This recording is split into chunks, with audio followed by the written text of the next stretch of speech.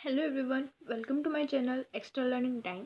Today we are going to start class 9th Maths chapter number 1 Number System exercise 1.1. तो चलिए अब हम अपना फर्स्ट क्वेश्चन रीड करते हैं. Is zero a rational number. तो देखिए हमने देखा था कि रैशनल नंबर क्या होते हैं जिन्हें हम p बाई क्यू यानी इस तरह से p अपॉन में q की फॉर्म में हम लिख सकते हैं. और जहाँ पे जो q होता है ना वो ज़ीरो के इक्वल नहीं होता है और p और q दोनों इंटीजर्स होते हैं यानी वो नेगेटिव भी हो सकते हैं पॉजिटिव भी हो सकते हैं तो इंटीजर होते हैं. और ऊपर वाली जो वैल्यू है ना वो ज़ीरो हो सकती है मगर जो q होता है यानी जो डिनोमिनेटर होता है ना वो ज़ीरो के इक्वल नहीं हो सकता है. तो हमसे पूछा गया है कि क्या ज़ीरो एक रैशनल नंबर है यानी क्या ज़ीरो को हम p बाई क्यू की फॉर्म में लिख सकते हैं. और अगर हाँ तो उसके हमें थोड़ा बहुत है ना एग्जाम्पल भी लिख के दिखाने हैं. तो देखिए फर्स्ट उसका आंसर है येस कि हम ज़ीरो को p बाई क्यू की फॉर्म में लिख सकते हैं. और अगर हम उसका एग्जांपल देखें तो देखिए 0/1 0.4 या फिर ऐसे आगे हम बहुत ज़्यादा ऐसे एग्जांपल है जिन्हें हम लिख सकते हैं. क्योंकि देखिए अगर हम 0 को 1 से ऐसे डिवाइड करने लग जाए तो भी वो एक तरह से रैशनल नंबर ही कहलाया जाएगा. तो फर्स्ट का आंसर है येस जिसके एग्जाम्पल मैंने यहाँ पे कुछ लिख दी है. इसके अलावा भी और हो सकते हैं जैसे 0.19 ले लीजिए 0.21 या फिर फर्दर आप जैसे भी लेना चाहो. नाउ क्वेश्चन नंबर 2 है find 5 rational number between 3 and 4. यानी देखिए इसमें है कि हमें 6 रैशनल नंबर निकालने हैं 3 एंड 4 के बीच में. तो पहले हम क्या लेंगे हमें दो नंबर दी गए हैं 3 एंड 4. तो हम इन्हें ऐसे भी लिख सकते हैं 3/1 या फिर 4/1. क्योंकि देखिए कोई भी नंबर है जैसे कि हमने ले लिया 3 ही है. जैसे 3 है 3 के नीचे हम 1 लिख सकते हैं. क्यों? क्योंकि 3 को अगर हम ऐसे 1 से डिवाइड करेंगे तो देखिए 3 तो आ रहा है. तो इस तरह से हम किसी भी नंबर के नीचे ना हमेशा ऑटोमेटिकली 1 तो होता ही है. कोई भी नंबर हो जैसे 31 है उसके नीचे भी हमेशा 1 होता है या कोई सा भी नंबर. तो हम इन्हें लिख सकते हैं 3/1 एंड 4/1. अब हम क्या करेंगे हम इन दोनों को न्यूमरेटर और डिनोमिनेटर दोनों के साथ है ना 10 को इंटू कर देंगे. क्यों करेंगे? ताकि हम इनकी थोड़ी वैल्यू बढ़ा पाए और इनके बीच में से हम कुछ नंबर्स नए जनरेट कर पाए. वैसे भी इनके बीच में कई सारे नंबर होते हैं बस उनकी वैल्यू में थोड़ी बढ़ानी होती है. हम इसे यहाँ 5 से भी इंटू कर सकते थे 10 से कर सकते थे 100 से या जितने भी आप चाहो आप उनसे इंटू कर सकते थे. बस इतने हमें यहाँ तक इंटू करना होता है जिसके बीच में हमें जितने नंबर पूछे गए हैं हम उतने दिखा पाए. जैसे अभी हमसे 6 रैशनल नंबर पूछे गए हैं तो अगर हम इसे 10 से इंटू करेंगे ना तो ये इतने बड़े हो जाएंगे कि हम इनके अंदर से है ना 6 रैशनल नंबर निकाल सकते हैं. तो देखिए अगर हम 3 को 10 से इंटू किया तो आप यहाँ पे आ गए 30. देन 1 को नीचे भी 1 को भी हमने 10 से इंटू किया तो आ गया ये 10.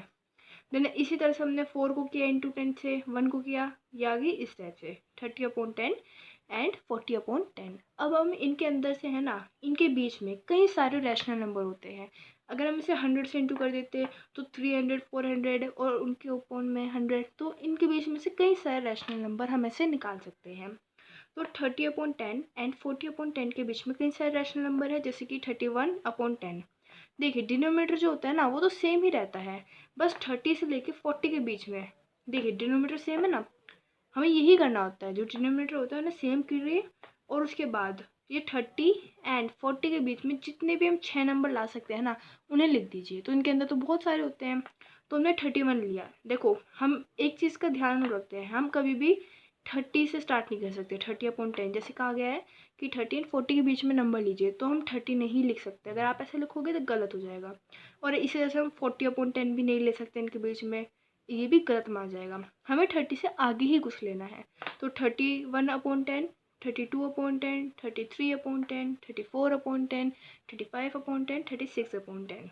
तो इसके आगे भी 37 38 ये रह रहे थे नंबर पर हमसे 6 पूछे गए तो हम इतने ही लिखेंगे. Now question number 3 find 5 rational number between 3/5 and 4/5. तो देखिए पहले वाले हमें जो पहला क्वेश्चन था उसमें क्या दिया गया था 3 एंड 4 दिए गए थे. अब नीचे जैसे हम जानते हैं 3 और 4 के नीचे हमेशा 1 होते हैं पर यहाँ पे हमें पहले 5 डिनोमिनेटर के तौर पे हमें दे दिया गया है. तो इसमें भी हमें सिंपली वही स्टेप दोहराना है. जो 3/5 है उसे 10 से इंटू कर देंगे. तो देखिए 3 को हमने 10 से इंटू किया 5 को भी 10 से इंटू कर दिया. इसी तरह से 4/5 है उसको भी 10 से इंटू कर देंगे. क्यों? क्योंकि हमें सिर्फ 5 रैशनल नंबर निकालने हैं. कभी कभी अगर 10 या 20 रैशनल नंबर देते तो हम इन्हें 100 से भी कर सकते थे या हम किसी और नंबर या 50 से कर सकते थे. तो इस तरह से हमने इन्हें इंटू कर दिया जिससे आंसर क्या आया 30/50 एंड 40/50। अब इसके बीच में तो कई सारे रैशनल नंबर हैं, जैसे कि हम ले सकते हैं 8-9 रैशनल नंबर हमें मिल जाएंगे, और हमसे यहाँ पूछा गया 5, तो हम लिख सकते हैं 31/50, 32/50, 33/50, 34/50 एंड 35/50।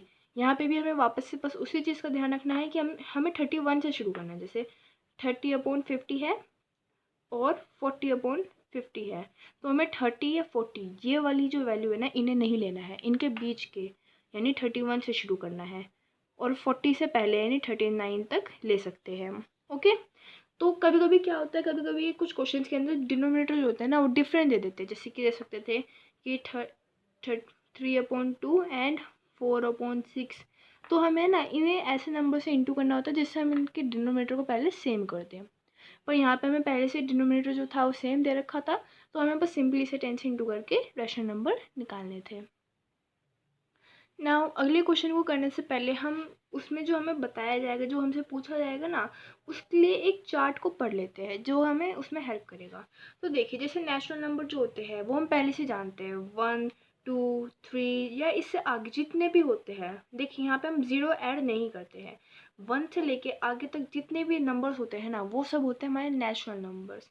लेकिन जब हम इसके अंदर ज़ीरो भी ले लेते हैं, यानी ज़ीरो से काउंटिंग स्टार्ट करते हैं, जैसे कि 0, फिर 1, फिर 2, फिर 3, है ना, जब हम इनमें ज़ीरो को भी ऐड कर देते हैं तो वो हो जाता है एक होल नंबर।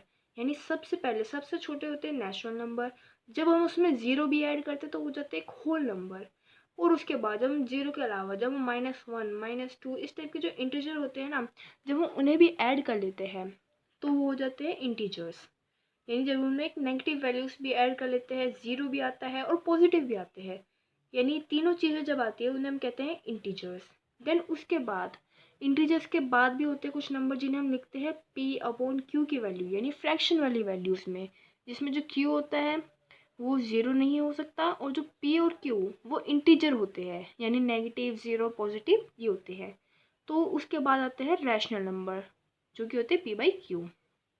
इनके अलावा भी कुछ नंबर्स होते हैं जो होते हैं इर्रेशनल नंबर्स, पर ये जो इर्रेशनल नंबर होते हैं ना ये इन सब से अलग होते हैं। जैसे हम देख सकते हैं होल नंबर है उसके अंदर नेचुरल नंबर भी आते हैं, या हम कह सकते हैं जो रैशनल नंबर है उसके अंदर इंटीजर, होल, नेचुरल ये सारे नंबर रैशनल नंबर के अंदर आते हैं।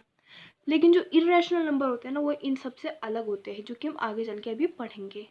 और जब ये इरेशनल भी, रैशनल और रैशनल के अंदर जितने सारे नंबर होते हैं, जब ये सारे जॉइंट होते हैं ना तो उन्हें हम कहते हैं रियल नंबर्स।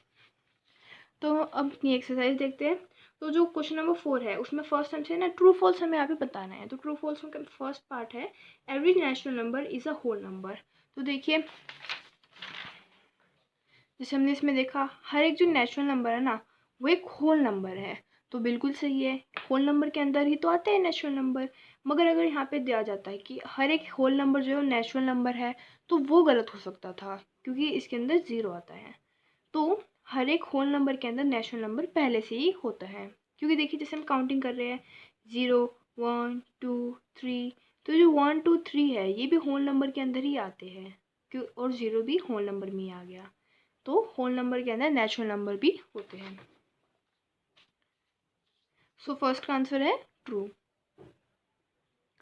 देन इसके बाद सेकंड पार्ट है every integer is a whole number. तो वापस हम अपना चार्ट देखते हैं। अब यहाँ पे कहा गया है कि हर एक जो इंटीजर होता है ना वो होल नंबर होता है। तो यहाँ पे स्टेटमेंट फॉल्स है। क्यों? अगर हम चार्ट देखेंगे तो देखो इंटीजर जो है वो होल वाले नंबर के बाहर आ रहा है ना। होल नंबर इंटीजर के अंदर आते हैं, लेकिन जो होल नंबर है वो मतलब इंटीजर जो है होल नंबर से बड़े होते हैं, यानी एकदम से हम कह सकते हैं वो उसके अंदर नहीं आते हैं। तो इसलिए जो हर एक इंटीजर होता है ना वो होल नंबर नहीं होता है। बस हमें इस चार्ट को अपने दिमाग में रखना है कि देखिए जो जो चीज़ है ना किसी के अंदर आ रही है यानी उसी के अंदर आ सकती है, पर जैसे कि नेचुरल नंबर से होल नंबर बाहर आ रहा है यानी वो उसके अंदर नहीं आ सकता। इसी तरह से जो इंटीजर है वो होल नंबर के अंदर नहीं आते हैं। तो ये जो होगा वो होगा फॉल्स। फिर उसके बाद थर्ड है every rational number is a whole number.